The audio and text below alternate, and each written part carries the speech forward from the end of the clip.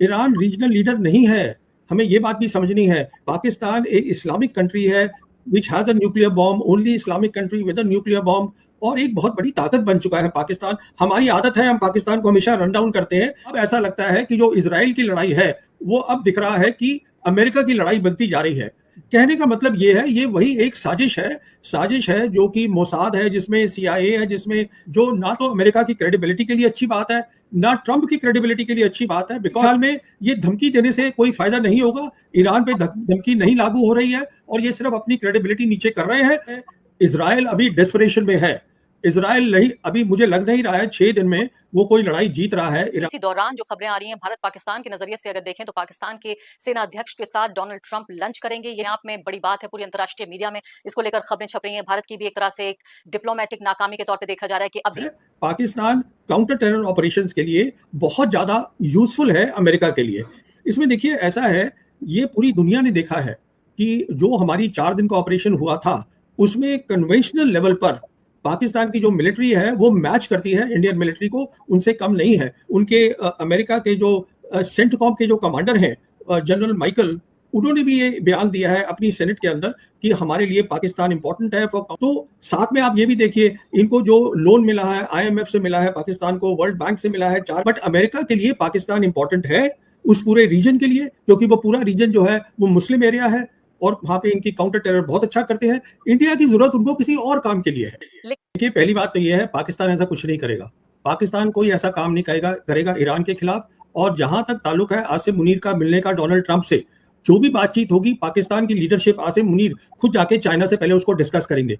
पाकिस्तान का अभी भी रीजनल पर्सपेक्टिव है, उनमें काबिलियत है अपनी जियो पॉलिटिक्स को बढ़ाने की। पर देखिए हिंदुस्तान की फॉरेन पॉलिसी बिल्कुल गलत है। ईरान के साथ खड़ा होना है, हमें आज पैलेस्टाइन के साथ खड़ा होना है, और हम उसके विपरीत खड़ा हो रहे हैं इजराइल के साथ। इजराइल जेनोसाइड कर रहा है ये पूरे गाजा के अंदर। किसको नहीं समझ में आ रहा है, कोई लड़ाई थोड़ा लड़ रहा है। जैसे कि हाइलाइट्स आपने देख ही लिया है, आगे चल के डिटेल में मज़ीद वीडियो आपके साथ शेयर करेंगे।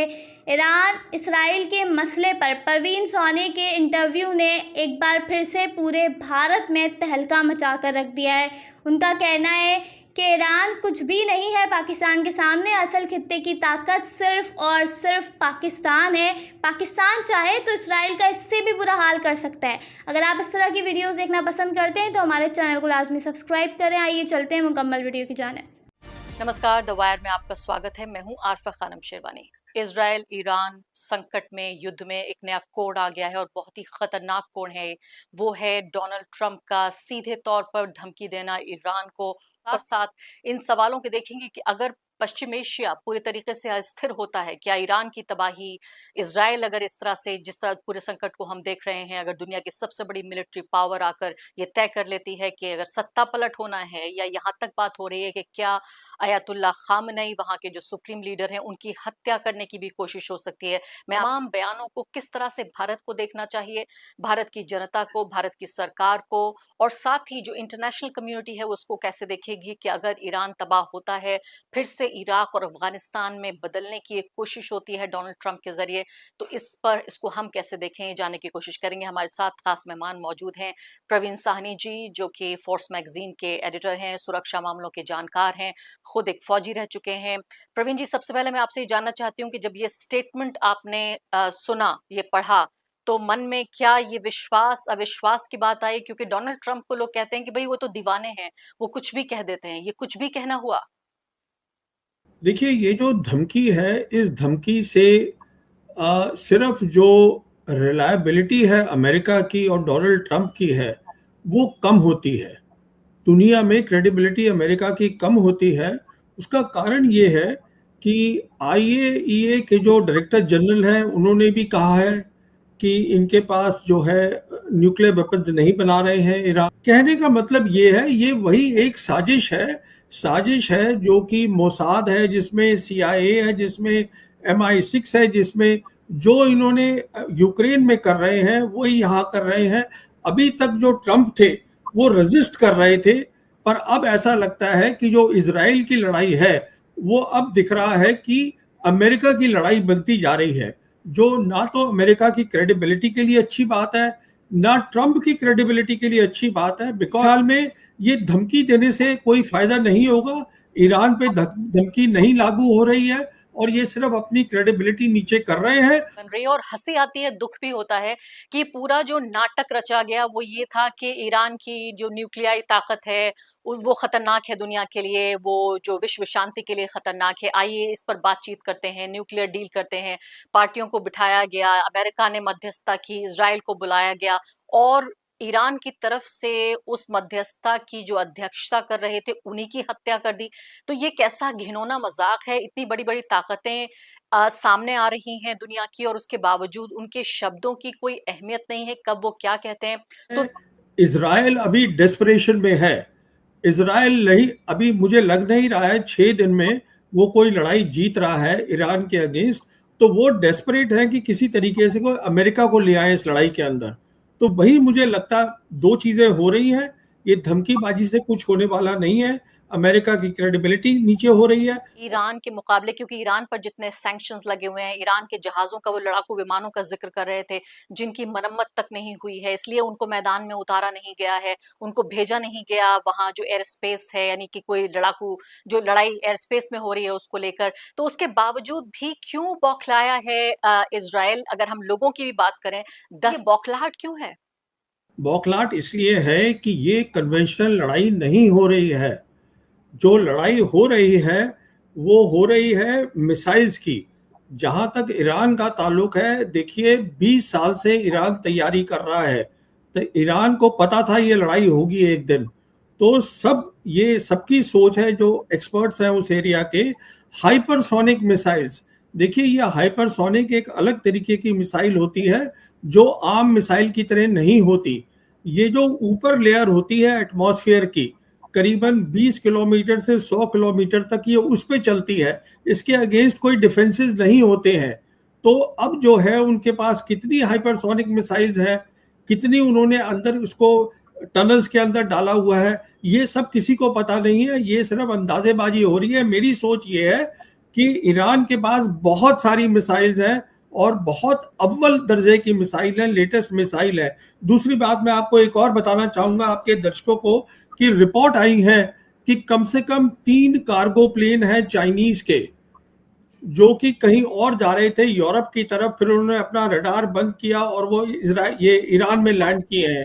कहने का मतलब ये है कि उनके पास लड़ाई की जो क्षमता है वो आ भी रही है, वो दी जा रही है। चाइना भी दे रहा है। रही कि उनके पास ये जहाज नहीं है, ये नहीं है, उसकी कोई जरूरत नहीं है। आप साइज देखिएगा इजराइल का 10 इजराइल से 10 गुना ज्यादा बड़ा है। ईरान जो है आम ताम ताकत नहीं है, कन्वेंशनल लड़ाई नहीं हो रही है।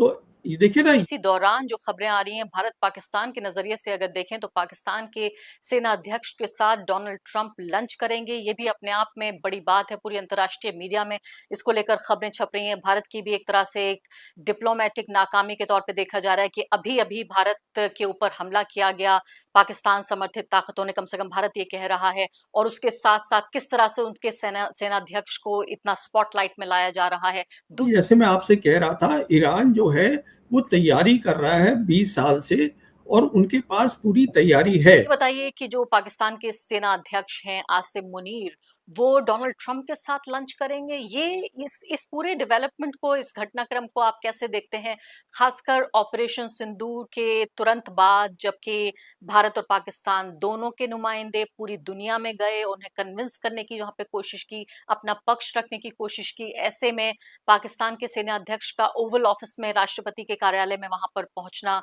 उनके साथ लंच करना, इसको आप किस तरीके से देखते हैं? इसमें देखिए ऐसा है, ये पूरी दुनिया ने देखा है कि जो हमारी 4 दिन का ऑपरेशन हुआ था उसमें कन्वेंशनल लेवल पर पाकिस्तान की जो मिलिट्री है वो मैच करती है इंडियन मिलिट्री को, उनसे कम नहीं है। तो ये जो सोच बनी हुई थी कि हिंदुस्तान की जो कन्वेंशनल कैपेबिलिटी है बहुत ज्यादा है पाकिस्तान की, वो सोच अब खत्म हो गई है, पहली बात। दूसरी बात यह है कि जहां तक पाकिस्तान का ताल्लुक है, पाकिस्तान काउंटर टेरर ऑपरेशंस के लिए बहुत ज़्यादा यूजफुल है अमेरिका के लिए। इनफैक्ट जो उनके अमेरिका के जो सेंटकॉम के जो कमांडर हैं जनरल माइकल, उन्होंने भी ये बयान दिया है अपनी सेनेट के अंदर कि हमारे लिए पाकिस्तान इम्पोर्टेंट है फॉर काउंटर टेरर ऑपरेशंस।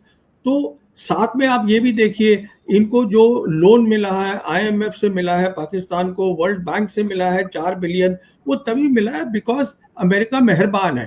तो ट्रंप का उनको बुलाना, उनसे बात करना, ये एक पाकिस्तान एक इस्लामिक कंट्री है which has a nuclear bomb, only Islamic country with a nuclear bomb, और एक बहुत बड़ी ताकत बन चुका है पाकिस्तान। हमारी आदत है, हम पाकिस्तान को हमेशा रन डाउन करते हैं, बट अमेरिका के लिए पाकिस्तान इंपॉर्टेंट है उस पूरे रीजन के लिए, क्योंकि वो पूरा रीजन जो है वो मुस्लिम एरिया है और वहां पे इनकी काउंटर टेरर बहुत अच्छा करते हैं। इंडिया की जरूरत उनको किसी और काम के लिए है। लेकिन प्रवीण साहनी जी, यहाँ पे मैं ये समझना चाहती हूँ कि आप कह रहे हैं अकेला ऐसा मुस्लिम देश है जिसके पास न्यूक्लियर पावर है, लेकिन इसके साथ साथ ये समझना जरूरी है कि ईरान भी एक तरह से जो मुस्लिम दुनिया है उसका लीडर बनने की कोशिश लगातार करता है, कम से कम एक रीजनल लीडर।